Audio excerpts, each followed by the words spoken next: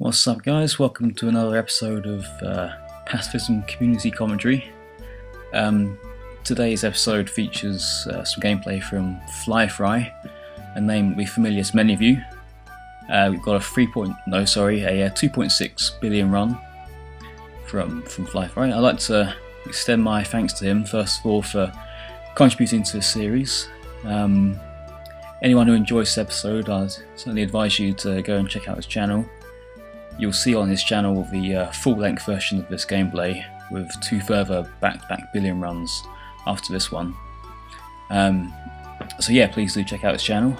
The camera quality isn't perfect because I had to use a external camera and the screen's a bit glitchy at times, but it's more than good enough for my purposes in this video.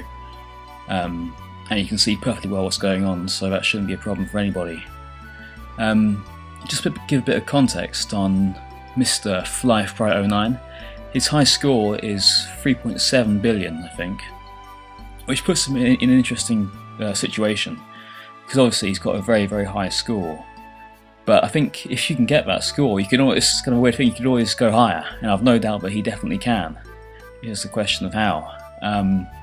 You've just seen the first, 50 to 100 million odd of this run, and this sort of key gameplay characteristics are all there, at least in my opinion. So you'll see him often taking, just to summarise briefly, big diversions around gates to ensure that they're placed as far into the cloud as possible, cloud of blues, as possible before detonating gates. Creates as much damage as possible. He spins round in a circle when the angle of the gate will allow him to do so as to collect the geom and to wrap the blues in on themselves. And when the angle of the gate doesn't allow for that, he still, after exploding them, goes back on himself. And what all three of these things all kind of contribute to, apart from maximum damage and maximum geom collection, is forcing the blues into as compressed and small a space as possible. That's stuff I've gone over a lot before, and I won't go over it again today. Well, I kind of will, but that's we'll see how this pans out. Anywho, he does all these things, and that's a big part of why I think he's such a good player. You'll see from the screen right now that at 100 million, his geom is at 2,200. That's the benchmark that I always aim for. It indicates a very good first 100 million. Now, what I want to focus on in this commentary is the first billion from this point on. Because I've just said some of the things that he does right, and in addition to this, I think after the first billion, there are some really good kind of balls to the wall moves that allow him to get further than most in this situation. But I think the first billion is a little bit lax in a couple of ways, and I mean this has been very critical because, like I said, it's a very, very good run, but I think it's well within his grasp to beat his high score. And I think a better or tighter first billion would take off a lot of pressure that he's subsequently under in the rest of the run, and I think it increases your odds of being in a situation where you can beat a very, very high score. So let's go. So for the next 30 seconds or so, there's still more very, very good gameplay, and what you really see here are more examples of how to fly around the gate before detonating to ensure best angle, like there.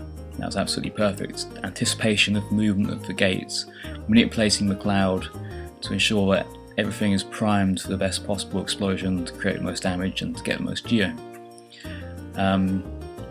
Now coming up here is the first thing I would question really in this run so far. I mean, it's another case where you could fairly easily fly, see the gate he's looking at right now from the spaceship, from the cockpit. I think if you fly to the right of that gate and kind of wait for it to turn in the clockwise direction that it's turning, it will be pointing again directly into the cloud of blue diamonds, which will allow for a perfect circular motion into the gate and then into the ensuing space that the gate creates to fly into to get the geom, and really just do again what he's been doing before. Instead he flies right to it rather than going up and above it, if you see what I mean. And it creates sort of minimal impacts and he gets minimal geom. He still goes back on himself, which is good. I'd say always do that after every gate where possible. They're there. So it still forces the blues back on itself, excellent. But I think it could have just made a bit more effort to go around the gate there. But if I just pause it for a second here, I think it's at this point when things start to get a little bit tricksy, and it's not necessarily his fault, because the gates just start going a bit awkward, and he ends up going for quite a while, like one circuit around the map, without making any significant inroads on the main cloud which is following him. Maybe he could have gone more to the left here and played around those 3 gates and try and do some damage that way. But you know, you never really want to go to the edges if you can avoid it. You know, I don't blame him really for not going near those. But what it results in is the cloud starts getting faster and faster and thicker, and that's when alarm bells start to ring, in my head at least. So if we check it out, you can kind of see here there's nothing easy, and it's only a small clip, but I think that's, in pacifism terms, quite a long time to go without making a big hit, especially at this stage, in the mid sort of billion, where you want to be making regular hits. And in terms of what he could have done differently there, I know there weren't any obvious gates, but I think maybe if he'd just flown around it a bit slower, taking his time more after the gates that he did hit, even stop. I think just the act of stopping it halts the momentum of the main cloud significantly sometimes, and maybe you'll see options that you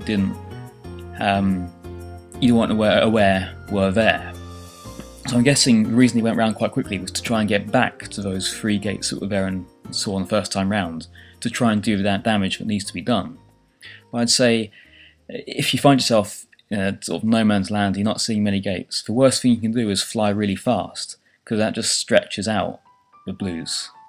What I think you want to do is try and hold their momentum however you can, whether that's by hitting gates or just doing more sort of juttery movements and making your way across more gradually. Because gates will spawn if there aren't any around at the moment, and I think it's the worst possible outcome to move really fast, spread out the blues. It puts you under a lot of pressure, and then you get quite a frantic pasture play, because all the gates now are in each other's way because they've built them up due to not being exploded before, and the priority there was really just to survive. And so he did very well, actually, very well there to make it through. Unfortunately, the geom suffered because the good sort of practices that I referred to at the start, there wasn't really time to be doing those. And I know when I do those sorts of plays, I feel quite panicked afterwards, and it takes a real force of will to calm myself down again. But to be fair to him, it's a very good play, he made it through. And I think another one of the skills you need is to recognise when a panicky passage of play is over. You can start redoing those good practices again. So now I'd say, the important thing now, put what's happened before behind you. GM's a bit less than it could have been, but the important thing is you're still alive. And in pacifism, that's all that counts. Or especially pacifism. And waves. So at this point, it's time to start doing those good practices again and make sure that build-up doesn't happen again. So here he gets some more good hits. The gates go nice there. Those are pretty good hits. I think these ones coming up could have been a bit more deep, but understandably he wanted to get out the corner. Again, I think these gates could have just waited. Those last 5 or 6 gates could have waited a little bit longer before hitting the gates, just to make sure the gates are as deep as possible into the cloud and you get the most damage. But I think overall that was okay for, like I said before, getting over that panicky stage and just keep calming things down again. Unfortunately, here, from this point on, the gates go a bit awkward again, and you can really see a qualitative difference in how the cloud appears and starts acting. When you go a bit too long without hitting a gate, it speeds up and the whiteness intensifies. When that happens, it's just not good, and you need to try and suppress it again. And because of the what you're about to see, the cloud takes on those properties again. So you see, he's very reluctant to commit because some of these gates, they are difficult, and now you can see that white heart at the centre of the main cloud. That's just going to get faster and faster, and those gates went all nasty. Suddenly now it's just a whole lot more, everything's a lot more pressurised now, and it's partly because I think of those slightly loose gates before. if he just gone a bit deeper on those gates, those 5 or 6 gates that I mentioned, then I think the main cloud would have been smaller and maybe these gates would have been easier. But as it is, everything gets difficult, and each time he fails to get a decent hit, the cloud just gets more and more powerful. And so this is all I meant by a slightly sort of loose first billion. All it takes is a few gates in a row to not go quite right or not to go deep enough with them, and suddenly the character of the battle just takes on a whole, well, different character. And yeah, it happens to me very often these days, and it's very kind of daunting when it suddenly becomes like this. The ideal thing is for that white heart not to appear in the blue diamonds for as long as possible. You want to keep it slow moving and quite small and just manageable for as long as you possibly can. Ideally, we won't get to this stage maybe until 2 or 3 billion. That's what I hope for when I start playing. But at some point the cloud does become like this, whether it's at 1 billion or 3 billion. And all you can do is now recognise you need to play differently. You need to go balls to the wall, basically. And that is where I think the standard of play, not that it's been bad at all by any means, but there were just a couple of loose moments before. But it's from this point on I think the standard of play really picks up, because it has to, and you really see FlyFry's quality as a pacifism player. He rises to the challenge and takes on some really difficult gates to survive. And the thing is, you want to put off that necessity for as long as you possibly can. But anyway, let's now sit back and watch FlyFry do his thing.